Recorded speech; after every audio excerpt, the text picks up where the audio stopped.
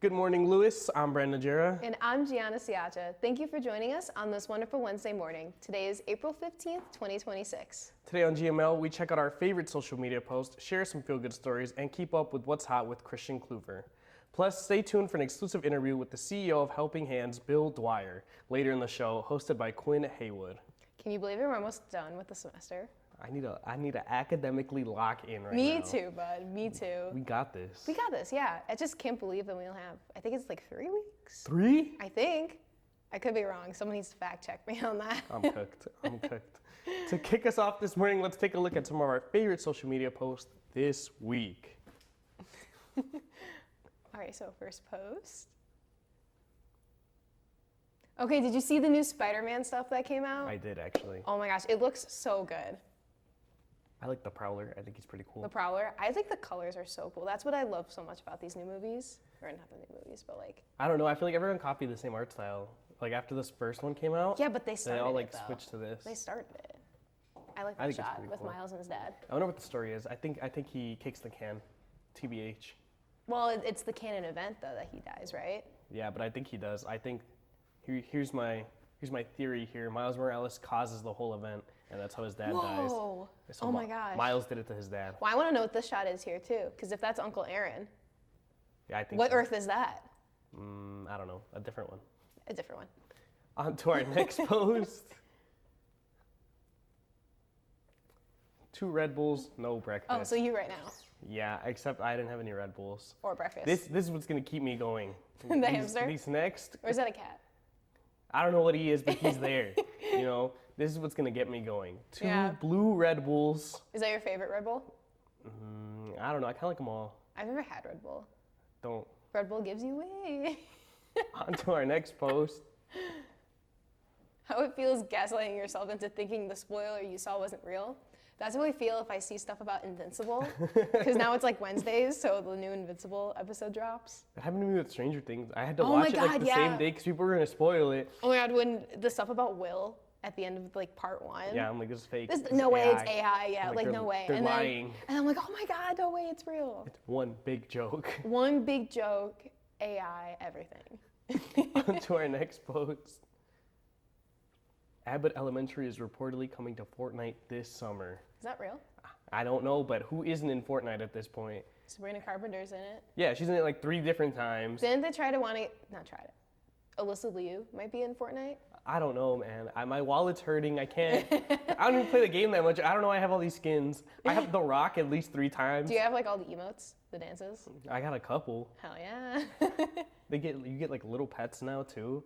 This game is a cash grab, and I fall for it. It's Fortnite. Fortnite hype. Fortnite. On to our first TikTok, right? I think so. Right. Pops tried to do the slide backwards. Oh my gosh. I just want to know, at what point was this a good idea? It's not. And now he he's got stuck. And now he's stuck. He had it coming. He had it coming. Who thinks of that? Clearly him, but it didn't work out in his favor. They should put like butter on the slide or something. Maybe then he could have slid through. butter on the slide. Yeah, he wasn't gonna fit like that. Did you see him? He's like, Why would he go backwards? why would he go on that slide? That's true. It's for like a little kid. I don't know. There's a lot of problems. Maybe he wanted to win money on America's Funniest Home Videos. He got stuck. That would have made me claustrophobic. Anyways, on to our next video. That's just it. He's just climbing up there. Yeah, he thinks he wants to be Spider-Man. What's up with the hamsters? I don't know.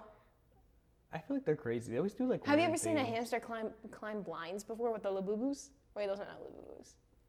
There's something, but They're this one's I kind of creepy. can't say I have seen a hamster climb blinds like this. Me neither. But like, what is he even doing? One fall and he's a goner. He just wants to be a spider, I guess, like Spider-Man. Stay tuned. We'll be right back with some feel-good stories, sure to brighten up your week. It is a new day for jobs and careers, and the skills needed to compete are rapidly changing. This is why more students are choosing Lewis University. Lewis prepares you for emerging opportunities in some of the most highly sought after fields. Higher education is the most crucial investment you can make in your future. Lewis provides you with a lasting education that will launch you toward success today and strong, growing careers of tomorrow. Begin an education that will pay dividends for a lifetime. Learn more at lewisu.edu. For over 50 years, WLRA has been on air showcasing countless students. As the first all-digital college radio station, Lewis University students are given access to industry-leading equipment. Equipment that commercial stations utilize, equipment that creates, and equipment that brings radio to life. I like WLRA because it gives me the opportunity to get experience with news broadcasting and working with radio. Stop by De La Salle 210 or at WLRA Radio to get started on your radio career.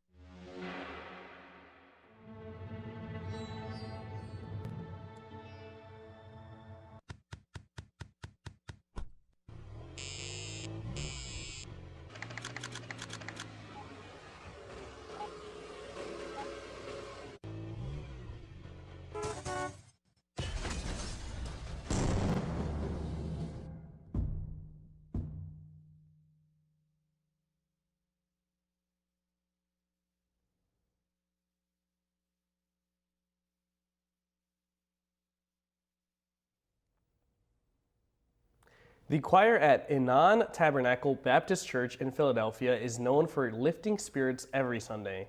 Now the choir is taking that powerful sound beyond the church's walls. Through their nonprofit EMG Cares, the group is celebrating 10 years of impact by taking their ministry on the road. They're visiting 25 cities, hosting free concerts, and donating $4,000 to a local nonprofit in each community. It's called the I Still Believe Tour. Upcoming stops include San Bernardino, California, and Harrisburg, Pennsylvania. The church's musical director and his brother built Enon Music Group. The independent gospel label has produced multiple projects, including their debut album, The Experience. It looks like they were having so much fun in that. I want to be in the choir. Yeah, they were getting into that with their robes and everything. That's what I want to be. You want to be in? Yeah. Can you sing? I did when I was in like 4th grade. Oh, really? I was in the choir. I was back there Did you wear the robes? singing my little heart out. In the back row, on the step stool. Yeah, I think that's how that works. Sure. A large beaver making an unexpected trip to a Canadian grocery store in the town made famous by Nickelback might be the most Canada thing ever. But it happened, and it was all caught on camera. The video posted by the Royal Canadian Mounted Police shows the surprised shopper pop through the entrance of the business, and seemingly realizing its mistake, its attempts to exit, but to no avail. RCMP officials say they were contacted about the trespasser, responded and used non-forceful means to coax the beaver outside where it was released. That's such an interesting story. Let them shop. Let him shop? Let them shop. You didn't know if that beaver had like $5 on him? I mean, I don't know what to say. The fact that he tried to leave and couldn't leave. I mean, like, what do you think a beaver would get at a store if it was conscious to? Some wood. Wood. They can just get that from nature. Maybe like a chocolate bar. A chocolate bar. He doesn't want to go out there and do it himself, you know? He wants to pay the $5. He wants to get the wood chips. Yeah. To build with. It was a very special birthday at the Berlin Zoo on Monday, where the world's oldest gorilla in human care turned 69. Fatou has called the zoo home since 1959, making her its longest residing animal. But with age comes change. Keepers say Fatou now lives separately from the main group, enjoying a little more peace and quiet. Her routine is also slowed, with staff providing close medical monitoring. And there's one more big adjustment: her diet. Wow. Wow, Wow, indeed. that's an old gorilla. 69, right? What do you think the average age of a gorilla is? That, maybe? That? No, I don't know how- that's the oldest one. Oh. Maybe, if that's the oldest one, maybe like 30 or 40, I'm thinking maybe 50. 50? I'm gonna look this up now. What's the betting line for how old? Over under 35. I'll take the. I'll take over. You take over? Fine. I guess I'll take the other. Stay tuned next week. Stay tuned for an exclusive interview with Bill Dwyer, hosted by Quinn Haywood. In life, you coming into our home was one of the greatest rewards we could have ever had. You know, it took 20 years, and I got my third child, who was 17 at the time. It's so cool to watch the adult that you've become, and you really have done as much for us as you think we've done for you.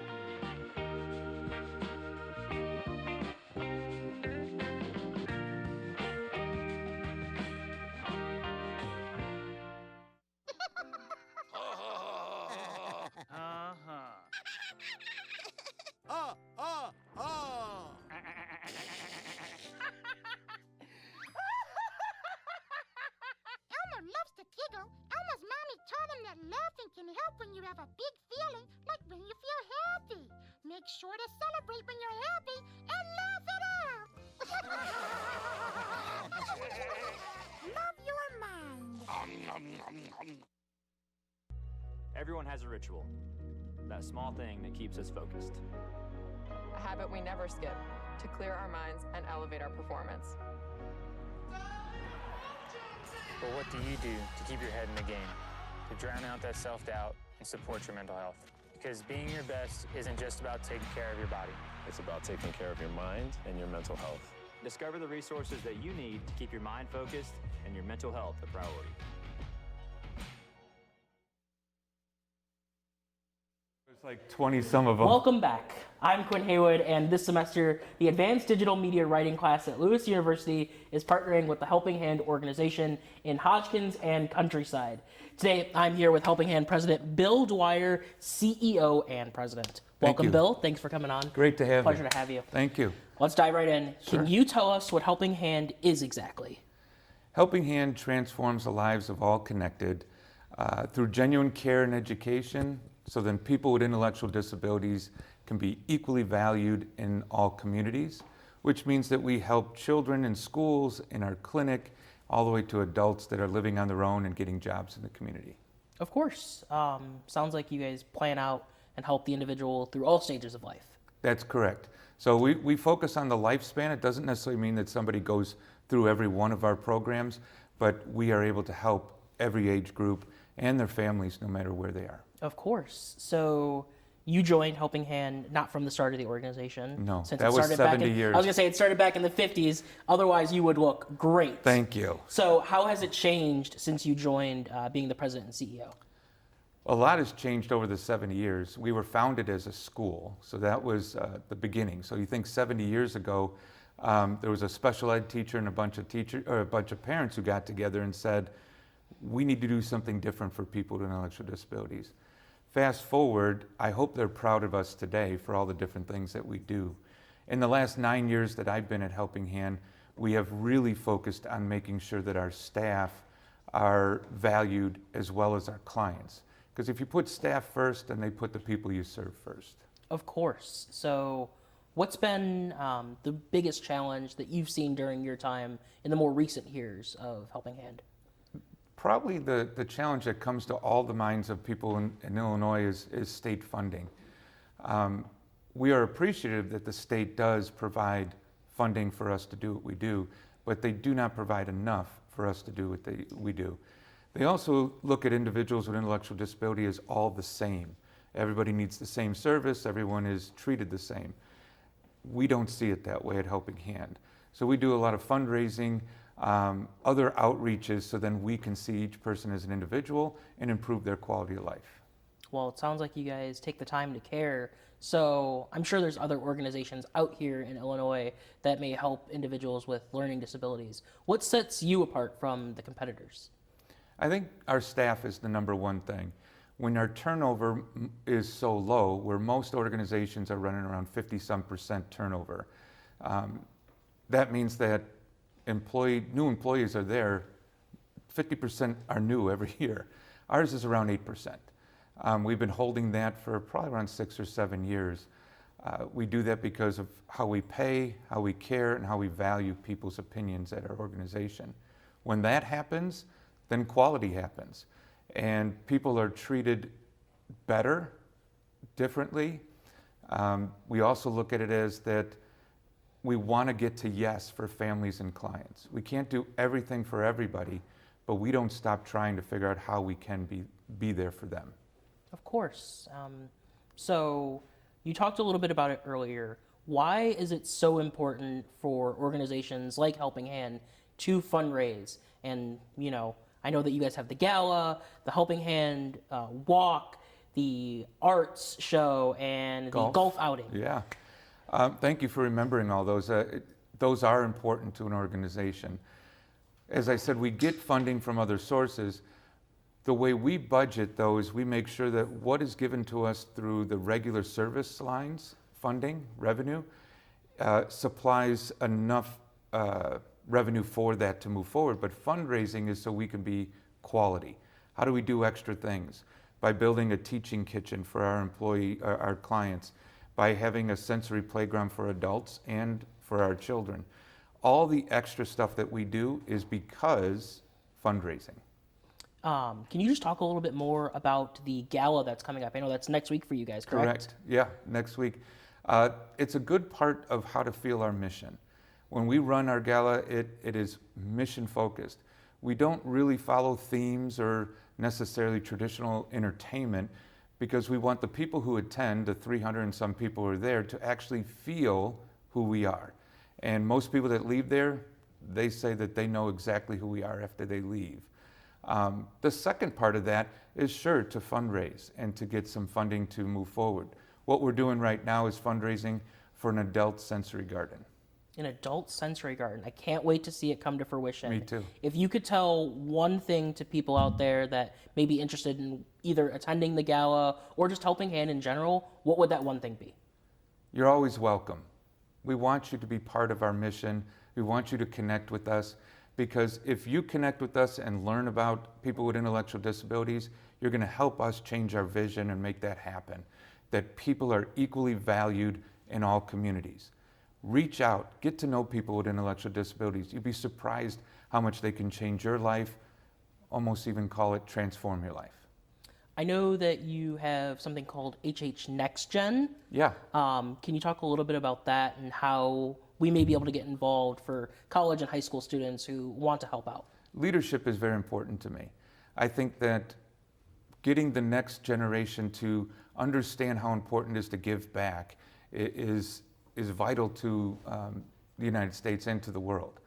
And so as we have a governance board, those are people that help us run the company, we also then have this Next Gen board, which is young people who are saying, I want to give back my time.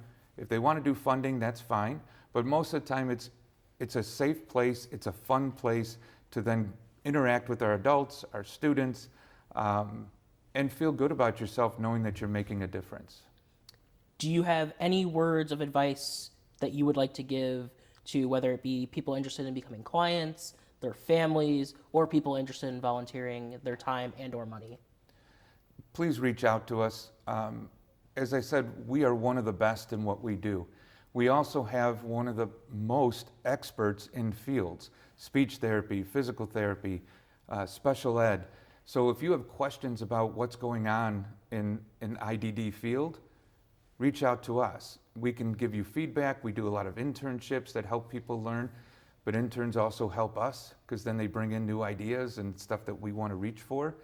I would say for volunteers, it's a really fun place to do a volunteer. You're going to get something back. You're not just going to paint a wall and go home.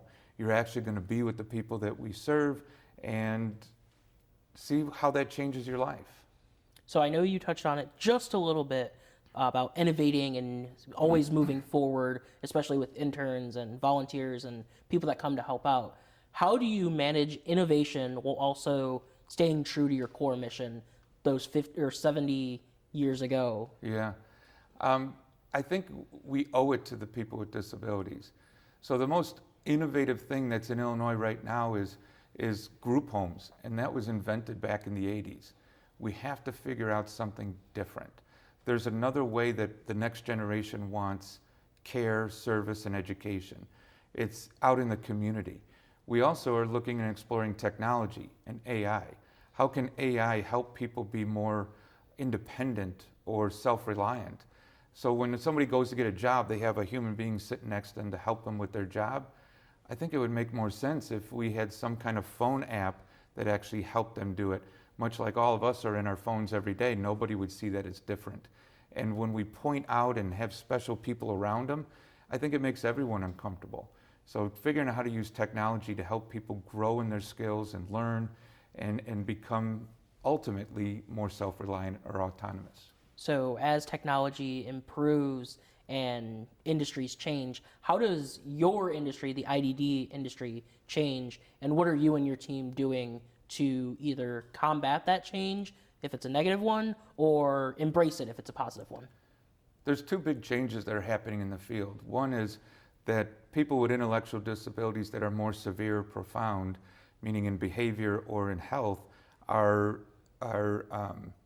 growing. That number is growing. So there's a big need to help with a lot of services. Now there's another section of that, and that's people that are what we'd call higher functioning. And there's very little services for those individuals. Either their parents have to do the work, some of them are homeless, some of them are in jail. We have to get them so they can learn how to get jobs, be in the community, be more social. Just like Love on the Spectrum is, they have a life that they want to get to. And we got to find a way to help more than those 10 people that are on that show. Of course. Is there anything you see in the future of Helping Hand? Where do you think you guys will end up within the next, let's say, decade? I love it, because right now we're creating our strategic plan, and the decade is my vision statement. Is we may not be setting goals for that full decade, but I'm pointing to it. And I think in 10 years, Helping Hand is going to be the mecca for information when it comes to intellectual disabilities. Also because of the way we created our business plan, the way we provide services to our clients, I think other organizations are going to recognize that at some point and be comfortable enough to ask us, can you help us reach that high level of genuine care and education? And I hope whatever the new thing is, we're at the front of it. Sounds like, I know you said it earlier, you value leadership and you want Helping Hand to be the leader in the IDD industry for Illinois. Do you see yourself expanding outward at all, or focusing on Illinois first and then down the next 70 years, hopefully? So we continue to expand. So I've been there 9 years. When I started there, we were about a $14 million organization. We are currently at a $30 million organization. We are not trying to take over Illinois or the world. That is not our goal. To keep scale of quality, that would be difficult. We're Nordstrom, not Walmart, and we want to make sure that we are influencing and inspiring other peoples with the expansion of our mission, not necessarily bricks and mortar, more buildings, more service like that. I think the expansion is going to be more about intellectual sharing. Well, I don't know, I can't speak on behalf of your clients, but I'm sure that they're so thankful that they have a leader like you, someone there to help them and build that connection and help manage their day-to-day lives. Bill, I want to thank you so much for your time, and we'll be right back after this with another segment of Keeping Up with Christian. Stay tuned. Thank you.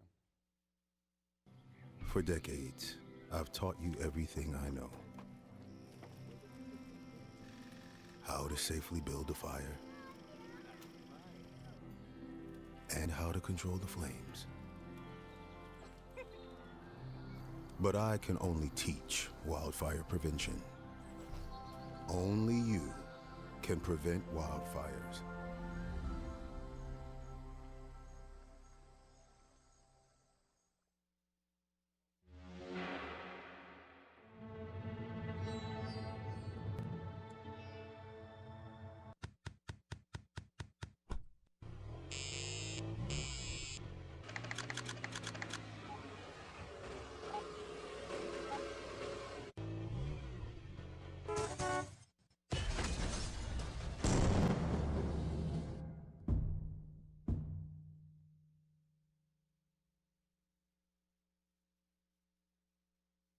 It is a new day for jobs and careers, and the skills needed to compete are rapidly changing.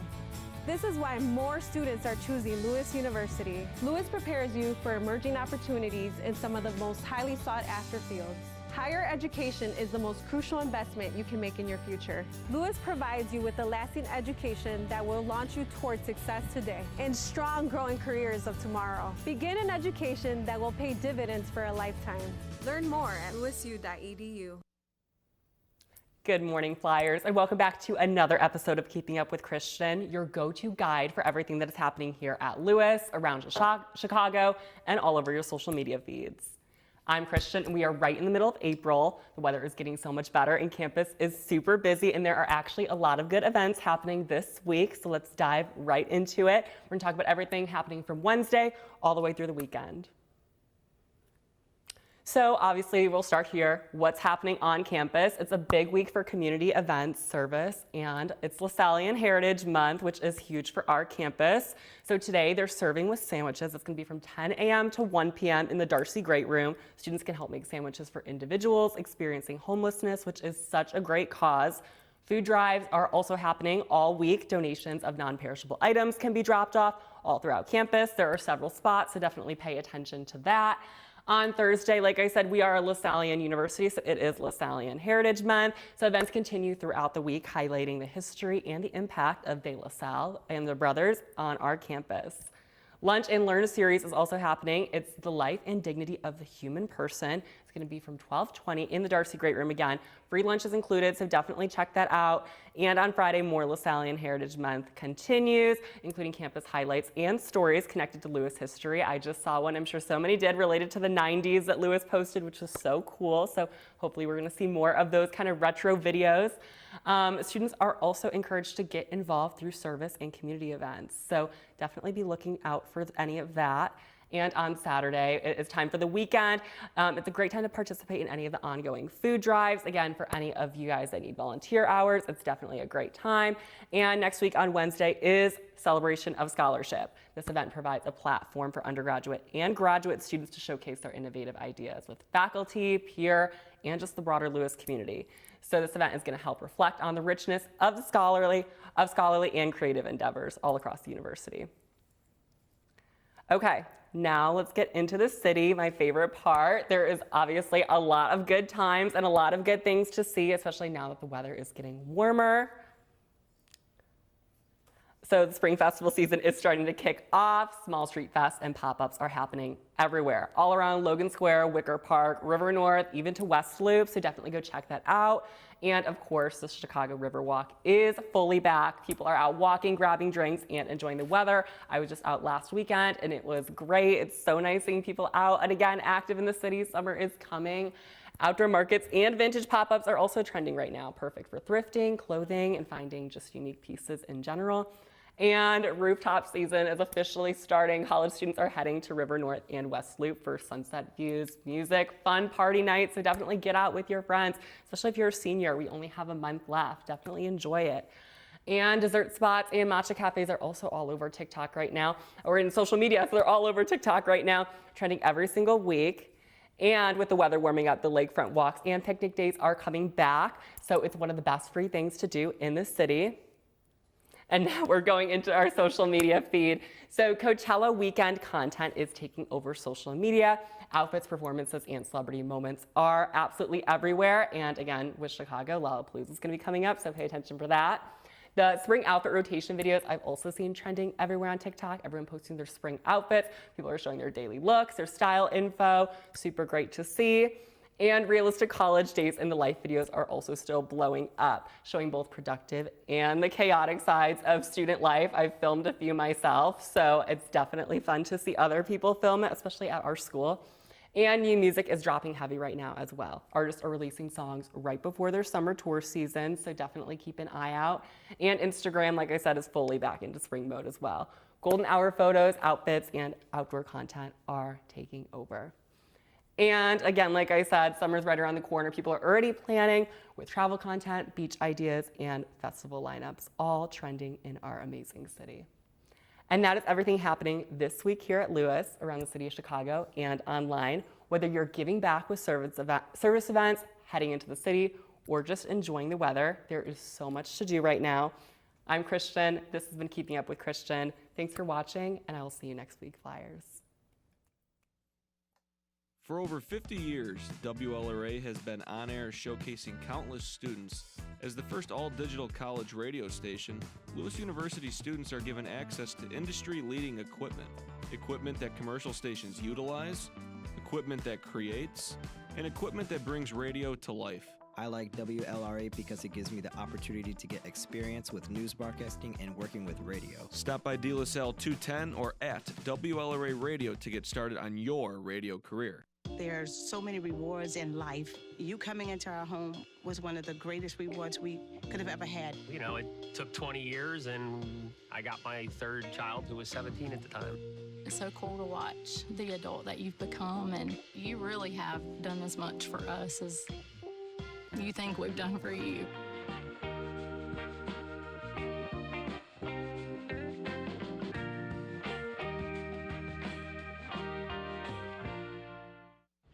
All right, look at you taking the stairs. Who are you?